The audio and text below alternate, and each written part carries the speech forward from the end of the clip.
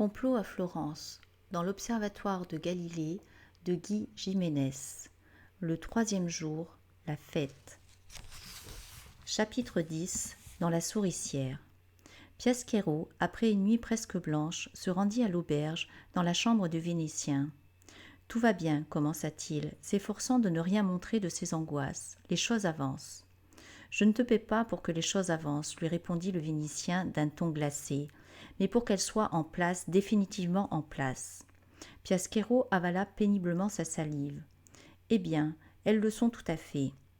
Quand il n'avait d'autre choix que de mentir, l'impression tout à fait lui venait toujours. Permettez-moi de vous préciser, ajouta-t-il, que vous ne me payez pas, puisque je ne veux pas de votre argent.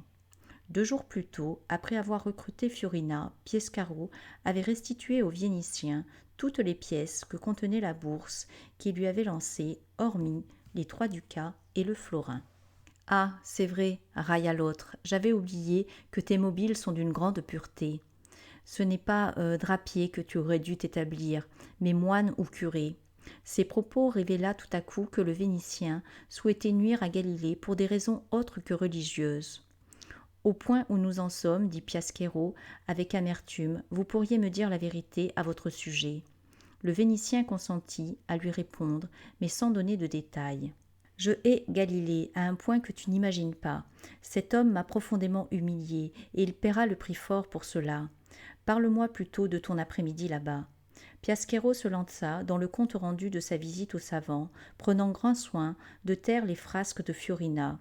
Pour le reste, il fut fidèle à ce qui s'était passé. Nous sommes montés dans ce que Galilée appelle son pigeonnier, là où il pratique ses observations. La lunette se trouvait déjà rangée dans sa boîte. Piaschero en arrivait maintenant à un point assez délicat. « Eh bien, s'impatienta le Vénitien.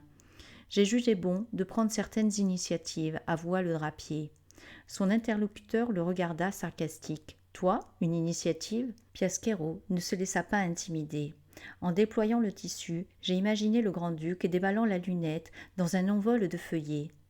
Le Vénitien se leva d'un bond de son fauteuil. « Ne me dis pas que tu as disposé les… » « Non, voyons, je n'avais pas les feuillets sur moi à ce moment-là, et comment aurais-je pu agir au nez et à la barbe de Galilée ? Mais l'idée m'est venue que ce tissu était le meilleur endroit où demander à Fiorina de les cacher, d'autant que Galilée a trouvé que j'avais enveloppé la lunette avec un tel art, ce sont ses propres mots, qu'il ne la toucherait plus. » Le regard du Vénitien devint rêveur. « Je reconnais que ton idée est bonne, Piaschero. Tu mérites amplement l'argent que tu ne veux pas. » C'est la première fois qu'il adressait sans rire un compliment au drapier. « Ainsi, reprit-il, les choses sont, comme tu l'as dit, tout à fait en place. Et Fiorina, que t'a-t-elle rapporté de sa journée ? » Elle s'est bien comportée, à ce qu'il semble. Elle dit que Madame Sarti ne tarit pas d'éloges sur elle. C'est une fille très intelligente et tout à fait capable. Piaschero s'interrompit, se gardant de préciser de quoi Fiorina était capable. La liste aurait été trop longue. Un sourire de contentement s'épanouit sur le visage du Vénitien. « Ne te l'avais-je pas dit ? La perle rare. Vois-tu, Piaschero, je t'envie. Dans quelques heures, tu te trouveras dans la maison de mon ennemi, ce que je ne puis absolument pas faire, moi. Galilée ne me connaît que trop. Ah, si je pouvais me glisser dans la foule et être témoin du scandale quand la lunette sera déballée par le grand-duc. Il est jeune encore. Il s'enthousiasmera d'abord, croyant à une fantaisie de Galilée. Il ramassera lui-même l'un des feuillets, ou le cueillera au vol, et le lira à haute voix, peut-être. » Le Vénitien regardait intensément Piaschero avec une expression étrange. Oui, le jeune Cosme en donnera lecture, sans comprendre tout de suite. Imagines-tu bien le scandale, Piaschero ? Oh oui, comme je t'envie de pouvoir assister à un tel moment. Mais qu'as-tu donc ? Piaschero se sentait mal. Son malaise était proche de celui qu'il avait ressenti la veille dans le pigeonnier. Il tira un fauteuil et s'assit, s'efforçant de calmer sa respiration, devenue saccadée. « Tu crèves de peur, » constata méprisant le Vénitien. « Que veux-tu qu'il t'arrive ? Au pire, si Galilée découvrait les feuillets avant la fête, crois-moi, il ne s'en vanterait pas et ne penserait qu'à les faire disparaître, à les brûler probablement. » Le cynisme du Vénitien était sans doute ce que Piescaro détestait le plus chez cet homme. Pour finir de l'accabler, l'autre lui dévoila son propre programme. Pendant que tu t'amuseras à la fête, j'aurai déjà quitté Florence. C'est de chez moi que j'apprendrai le scandale. S'il n'avait pas lieu, eh bien, je ne regretterai rien, ayant tenté le tout pour le tout pendant le temps trop court dont je disposais. Mon cher Piasquero, ce fut un plaisir. Il agita négligemment la main pour le congédier. Le drapier prit tout à coup conscience de l'état de la chambre. L'homme avait déjà rassemblé ses bagages. Piasquero se leva avec des gestes lents. « Ah, lui dit encore le Vénitien, je ne veux rien te devoir. Puisque tu refuses mon argent, je te laisse la lunette. » Piasquero fit signe que non, surtout pas. Il n'en voulait pas. « Tu peux encore changer d'avis, dit l'autre. Je la laisserai à l'aubergiste à ton intention. » Il y avait comme une menace voilée dans ce dernier propos. Ce n'est qu'au pied de l'escalier que le drapier en prit toute la mesure. Si, pour une raison ou pour une autre, le complot était éventé, et si des soupçons devaient se porter sur ce mystérieux voyageur, le nom de Piasquero lui serait irrémédiablement associé. Il comprit qu'il avait intérêt à ce que tout se déroule comme prévu. Pour cela, il ne pouvait plus compter que sur Fiorina. Il se signa et adressa une prière à Dieu. Un tintement particulier, un bruit très agréable à son oreille, réveilla Fiorino. Il ouvrit les yeux, se redressa sur sa paillasse et poussa un cri de terreur. Deux hommes se tenaient devant lui, assez à l'étroit de cette portion de cave. Passé l'effet de surprise, le garçon les reconnut, Salviati et Bartholoméo. Leurs visages prenaient des expressions effrayantes à cause de la lanterne que tenait son parrain. Le gentilhomme ami de Galilée avait produit le bruit qui avait tiré Fiorino de son sommeil. Celui des trois ducats pris dans le coffret, qu'il s'amusait à faire tinter dans sa main. La honte de ma vie, se lamentait Bartholoméo. Ce travestissement, cet argent, ces bijoux volés. Les bijoux, je ne les ai pas volés, je les ai trouvés, se défendit Fiorino. Il pensa aux feuillets et se félicita de les avoir gardés contre lui à l'abri de la poche. Il espérait seulement que ni Salviati ni son parrain ne songeraient à le fouiller. « Que penserait ta pauvre mère si elle te voyait ?» geignait toujours Bartholoméo. « Elle te voit, le sais-tu? De là-haut, elle te voit.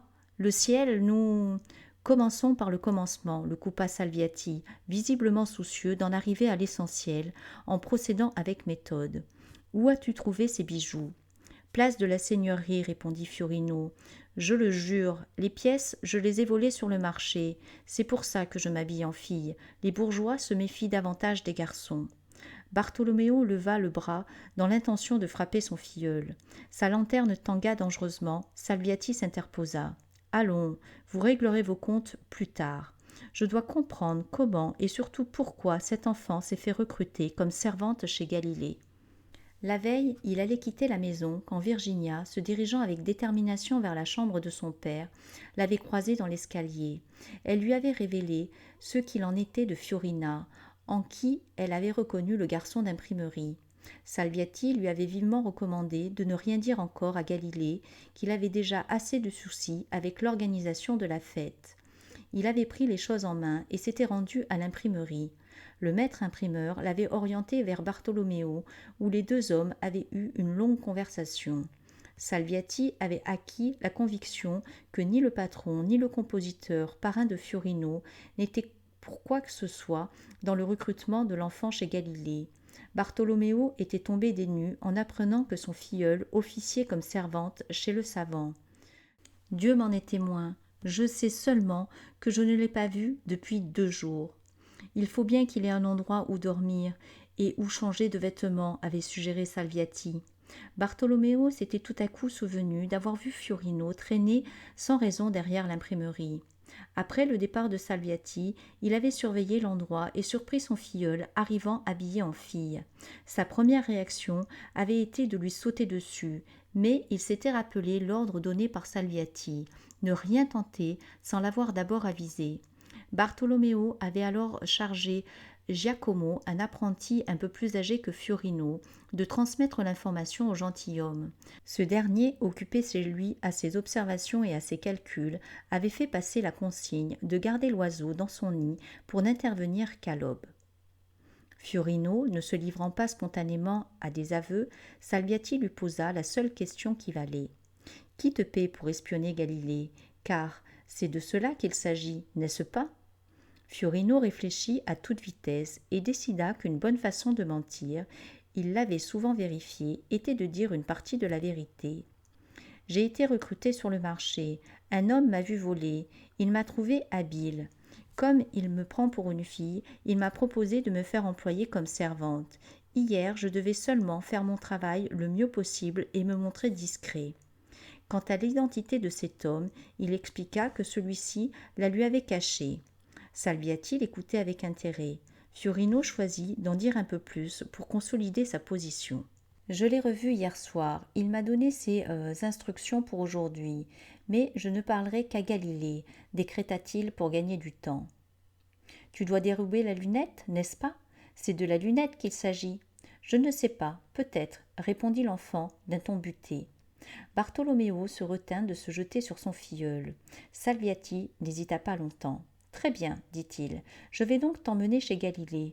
Pour l'instant, il n'est encore au courant de rien. »« Habille-toi correctement, » ordonna Bartholoméo à son filleul. « Non, intervint Salviati, nous avons perdu assez de temps. » Ils sortirent de la cache, le gentilhomme d'abord, puis l'enfant, auquel il prit la main pour la tenir d'une poigne ferme, et enfin le parrain. « Bartholoméo, reste ici, dit Salviati. Votre présence ne nous sera pas très utile. » Dans l'aube naissante, la lune pleine déclinait à l'ouest, comme pour rappeler à Fiorino la nature de ses ennuis. Une crispation lui serrait l'estomac à intervalles réguliers. Elle était surtout due à la faim. Il n'avait rien avalé depuis le déjeuner de la veille que le quignon de pain dur et un fond de vieil eau. Un coq chanta dans la basse-cour.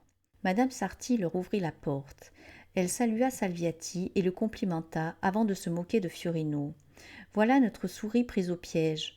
Entre, Fiorina, ma belle. » Virginia, visiblement, l'avait mise au courant. Galilée n'était pas encore réveillée.